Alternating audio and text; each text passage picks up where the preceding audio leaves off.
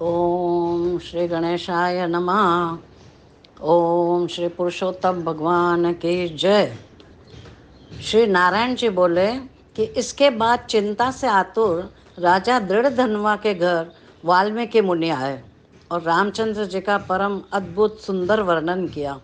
राजा दृढ़धनवा ने दूर से ही वाल्मीकि मुनि को आते हुए देखकर घबराहट के साथ जल्दी से उठकर भक्ति युक्त हो उनके चरणों में दंडवत प्रणाम किया। भली भांति पूजा कर उत्तम आसन पर ऋषि को बैठाकर उनके चरणों में गोद में लेकर दोनों हाथों से धोया और उस चरणोदक को बड़े हर्ष के साथ सिर से धारण कर शुक पक्षी की बात स्मरण करता हुआ राजा ने मधुर वचन से यूं कहा, हे भगवान, इस समय मैं कृतकृत्य हूँ, मैं भाग्यवान हूँ।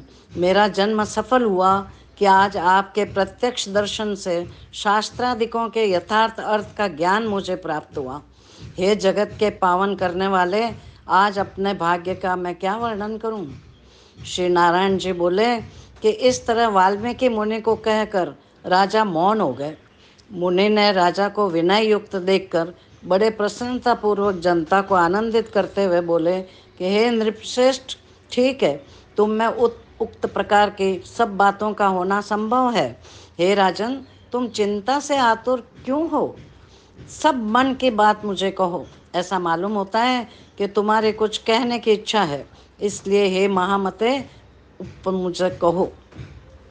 राजा दृढ़धनवा बोला कि आपके चरण कमल की कृपा से हमेशा सुख है, परंतु हे विद्वान, हमारे हृदय में एक बड़ा संदेह है। वन में होने वाले शुक पक्षी के मुख से निकले हुए बाण समान उस वचन को आप दूर करें। किसी समय मैं शिकार खेलते हुए गहन वन में मैं निकल गया। वहाँ भ्रमण करता हुआ एक तालाब देखा, उसका मैंने जल पिया। बाद में थकावट दूर करने के लिए वट वृक्ष के नीचे मैं बैठ गया। अत्यंत घनी और सुंदर छाया वाले वट वृक्ष को देखकर आनंद आया। वृक्ष पर बैठे हुए सुंदर शुक पक्षी को देखा। जब हमारी दृष्टि शुक पर गई, तब वह हमारे सन्मुख होकर एक श्लोक पढ़ने लगा कि इस समय पृथ्वी पर विद्यमान अतुल सुख को देखकर तू आत्मा का चिंतन नहीं करता है, तो इस संसार को पार कैसे पाएगा। इस प्रकार शुक पक्षी के वचन को सुनकर मैं विस्मित हो गया। हे ब्राह्मण, मैं नहीं जानता कि उस शुक पक्षी ने क्या कहा। हमारे हृदय के संदेह को आप दूर करने योग्य हैं। राजा के वचन सुनकर वाल्मीकि ने प्राणायाम कर एक मुहूर्त तक ध्यान में मग्न हो हाथ में रखे हुए आंवला के फल के समान विश्व संसार के भूत भविष्य और जो वर्तमान विषय है उनको हृदय में समाधि के बल से जानकर और निश्चय कर राजा से बोले, भगवान हरे को प्रसन्न किया। तुम्हारी एक गुणवती स्त्री व गौतमी ऋषि की सुंदर कन्या गौतमी के नाम से प्रसिद्ध शंकर की सेवा में तत्पर पार्वती के समान तुम्हारी सेवा करती थी।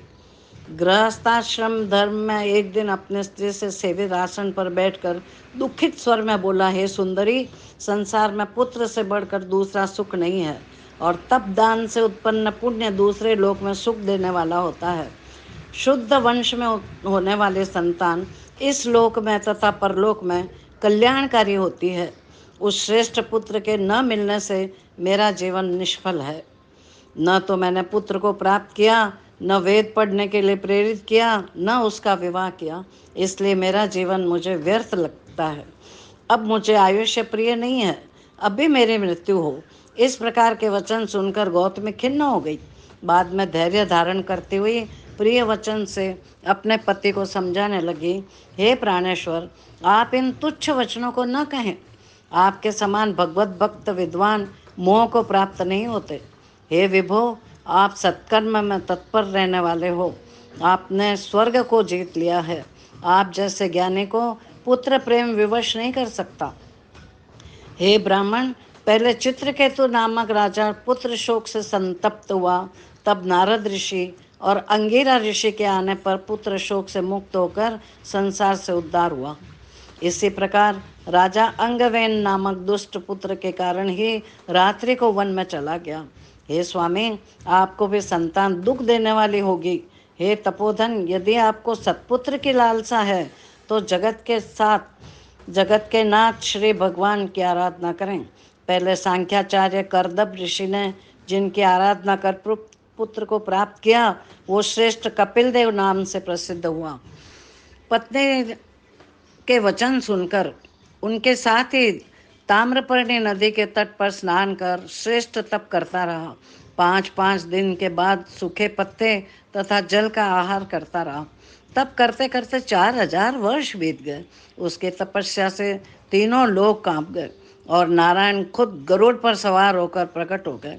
श्री नारायण बोले कि नवीन मेघ के समान जगत की रक्षा करने में समर्थ 4 भुजा वाले प्रसन्न मुख मुरारी को देखकर सुदेव शर्मा ब्राह्मण हर्ष के साथ भगवान को साष्टांग प्रणाम किया।